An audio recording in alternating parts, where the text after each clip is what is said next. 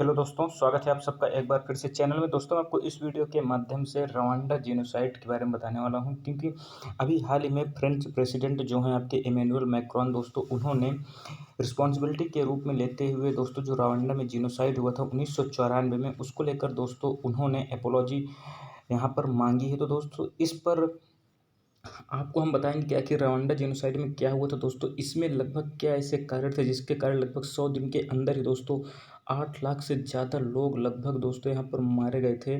उसका क्या कारण है, इस पर हम पूरी वीडियो आप देखिएगा शुरू से लेकर अंत तक। और यदि आप चैनल पर नए हैं तो चैनल को सब्सक्राइब कर लीजिएगा और आगे भी शेयर करें।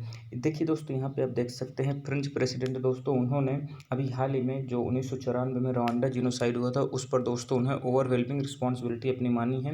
उन्होंने कहा कि फ्रांस का रोल था यहाँ पर, ठीक है, फ्रांस की यहाँ पर पॉलिटिकल रिस्पॉन्सिबिलिटी थी रवांडा में। यदि फ्रांस चाहता दोस्तों तो उसे रोक सकता था जो रवांडा में जीनोसाइड हुआ था। तो दोस्तों यहाँ पर हम जानते हैं कि आखिर रवांडा में जीनोसाइड किस कारण से हुआ था और उसमें फ्रांस का क्या रोल था जिसके कारण उन्होंने आज सॉरी यानी कुछ दिन पहले, एक दो दिन पहले दोस्तों उन्होंने सॉरी क्यों बोला है। तो यहाँ पे आप पहले सबसे पहले समझिए कि आपका रवांडा है कहाँ पर।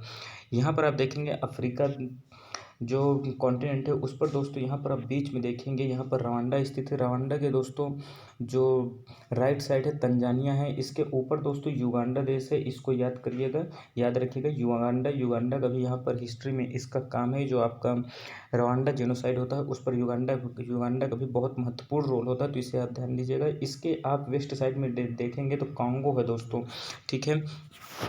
इसके बाद इसके नीचे भी दोस्तों बुरुंडी एक देश लगता है। यहाँ पर आगे आपको, यहाँ पर आप देख सकते हैं जो युगांडा है दोस्तों, युगांडा में आपको ये जगह याद रखनी है किगाली। ये आपको पूरा युगांडा है दोस्तों, इस पर जो किगाली है इसको आपको ध्यान में रखना है, ठीक है।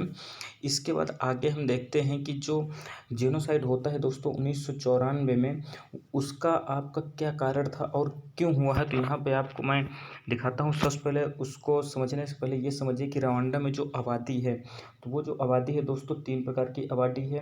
हुतू है, तुत्सी है और तवा है दोस्तों। हुतू जो है तो लगभग दोस्तों 85% है यहाँ पर, और लगभग 14 से 15% आपकी तुत्सी तुत्सी जनजाति है यानी जाति यहाँ पर पाई जाती है, और 1% के आसपास दोस्तों आपका तवा पाई जाती है।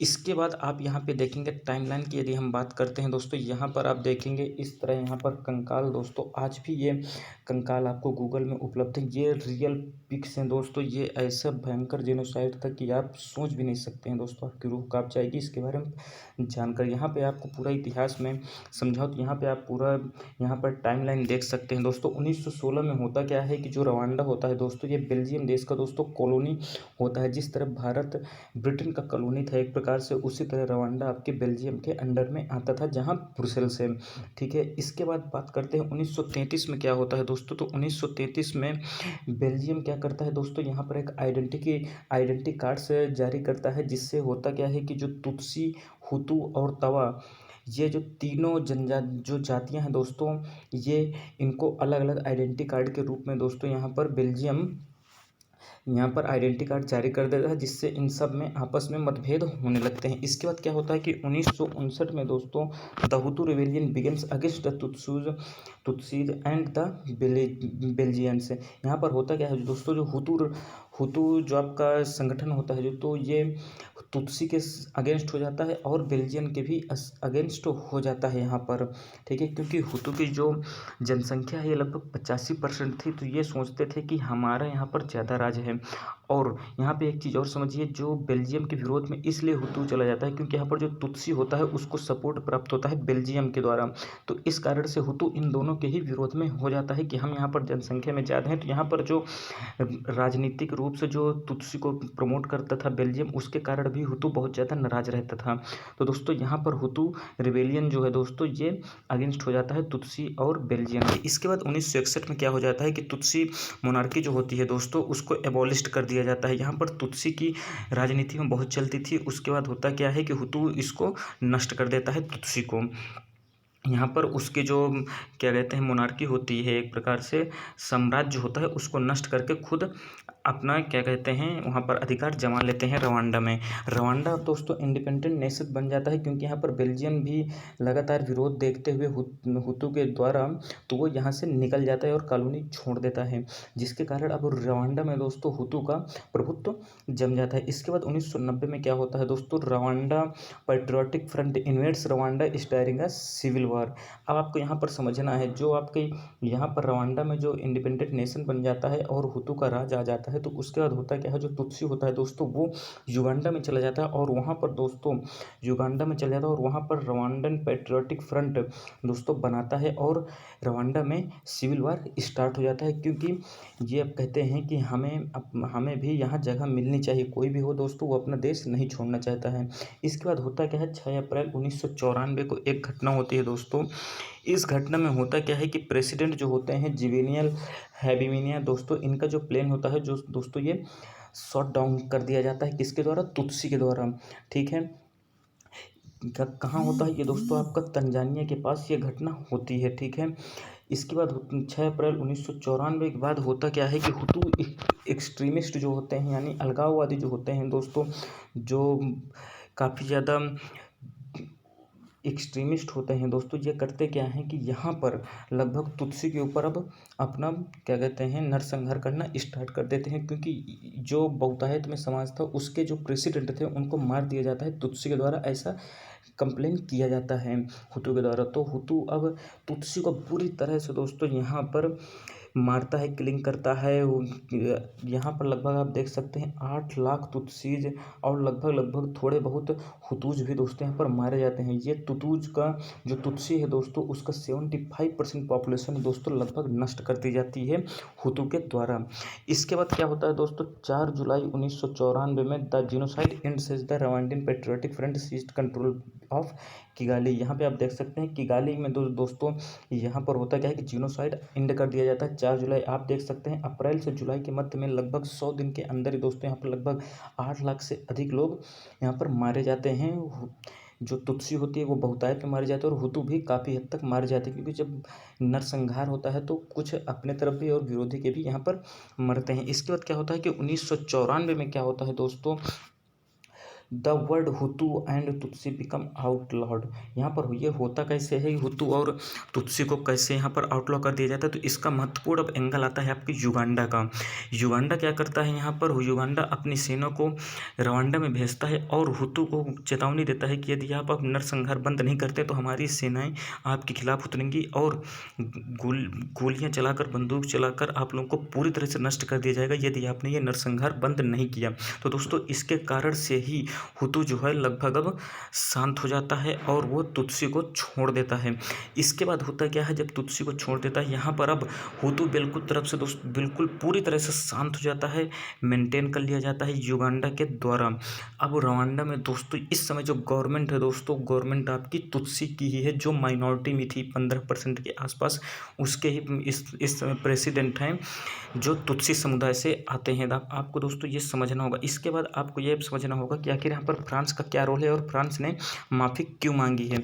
यहाँ पर दोस्तों जीनोसाइड के समय होता क्या है कि वेस्टर्न पावर जो होती हैं दोस्तों वे भी इस पर आती हैं। यहाँ पर दोस्तों यूनाइटेड स्टेट्स का बहुत ही ज़्यादा गलत रवैया रहता है। यूनाइटेड स्टेट्स क्या कहता है, यूनाइटेड स्टेट्स कहता है कि यहाँ पर ये अफ्रीका का अंदरूनी मामला है और हमें ये, क्योंकि एक देश से दूसरे देश से नहीं लड़ रहा है, इसलिए ये अफ्रीका के अंदर एक देश का स्वयं का मामला है। इस कारण से यूनाइटेड नेशंस यहाँ पर दोस्तों दखलंदाजी नहीं करता है और जो कीपिंग फोर्सेस होती हैं, ठीक है, आपकी जो शांति दूत होते हैं दोस्तों आपके यूनाइटेड नेशंस के दोस्तों, उन्हें वापस बुला लेता है यूनाइटेड नेशंस आपका जो होता है, ठीक है, यूएनए जो होता है। इसके बाद यहाँ पर जो यूएसए है दोस्तों वो भी यहाँ पर बहुत ही गंदी राजनीति खेलता है। यूनाइटेड स्टेट्स को क्या होता है, यूएसए को यहाँ पर फ़ायदा नहीं दिखता है।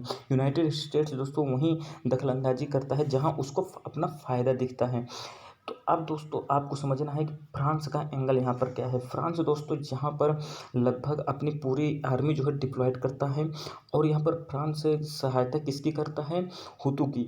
डायरेक्टली नहीं करता है, इनडायरेक्टली करता है, हुतू के समर्थन में खड़ा रहता है, लेकिन वो खुद युद्ध में नहीं उतरता है, लेकिन हुतू को कहता है कि यदि आप पर वापस तुत्सी ने आक्रमण किया तो हम आपके साथ हैं और हम उनको वापस हरा देंगे पूरी तरह से। तो इस कारण से हुतू के ऊपर फ्रांस के सेना का साथ था, जिसके कारण से हुतू ने इतना भयंकर नरसंहार किया। इस कारण से ही दोस्तों यहाँ पर आपके क्या कहते हैं, फ्रांस को जिम्मेदार ठहराया जाता है कि अगर वो फ्रांस चाहता तो इस जेनोसाइड को रोक सकता था। यहाँ पे आप देख सकते हैं फ्रांस के जो हेड हैं कगामे, कगामे जो हैं दोस्तों यही इस समय जो आपके प्रेसिडेंट हैं, कगामे ही दोस्तों प्रेसिडेंट है जो कि तुत्सी समाज से आते हैं। दोस्तों 2009 में दोस्तों रवांडा क्या करता है, कॉमनवेल्थ ऑफ नेशंस को यहाँ पर ज्वाइन करता है उसकी। और साथ में आपको समझना होगा कि यहाँ पर कोई भी यूके से रिलेशंस नहीं होते हैं, उसके बाद भी कॉमनवेल्थ ऑफ नेशंस को रवांडा ज्वाइन करते हैं, ठीक है, यूके के साथ।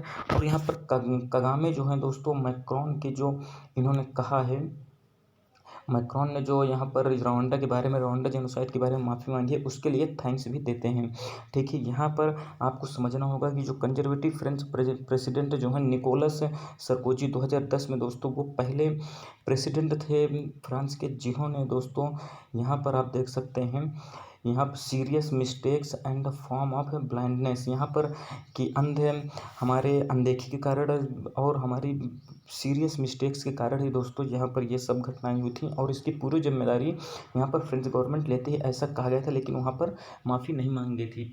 मैक्रोन एक पहले प्रधानमंत्री हैं जिन्होंने खुद यहाँ पर माफ़ी मांगी, और आप देख सकते हैं मैक्रोन काफ़ी ज़्यादा आपके राइट विंग के माने जाते हैं। इन्होंने दोस्तों फ्रांस की लेगेसी जो कॉलोनियल पावर को लेकर अफ्रीका, और उसके बाद आप देख सकते हैं जो डिक्टेटरशिप जैसी चीज़ें हुई थी दोस्तों, पेनफुल पार्ट्स था, उनको लेकर दोस्तों उन्होंने कहा है कि अब ये नई जनरेशन उन सब चीज़ों को फॉलो नहीं करेगी, और जो गलतियां हुई हैं उनको हम सुधारने का प्रयास करेंगे, ये इमैनुअल मैक्रोन ने ही दोस्तों कहा था। इसके बाद उन्होंने इलेक्शन कैंपेन में ही दोस्तों 2017 में French colonisation of Algeria crime against humanity, उन्होंने ऐसा कहा था। अल्जीरिया में जो फ्रेंच कॉलोनाइजेशन था वो क्राइम अगेंस्ट ह्यूमैनिटी, उन्होंने ऐसा कहा था। और कंट्री के जो एक्शन थे उन्हें दोस्तों जेन्युइनली बैरबरिक बताया था उन्होंने, ठीक है। इसके बाद मार्च में इसी ईयर में दोस्तों जो मैक्रोन है उन्होंमें एडमिट किया कि जो फ्रेंच सोल्जर्स हैं उन्होंने दोस्तों अल्जेरियन लायर को जिसे मारा है, और फ्रीडम फाइटर अली बोमनजेल जो कि 1957 में दोस्तों मारे गए हैं। ये सब चीज़ें आपकी क्या कहते हैं गलत हुई हैं, उन्हें हमें उन गलतियों को लेकर हम माफ़ी मांगते हैं, ऐसा आपके मैक्रोन के द्वारा कहा गया है।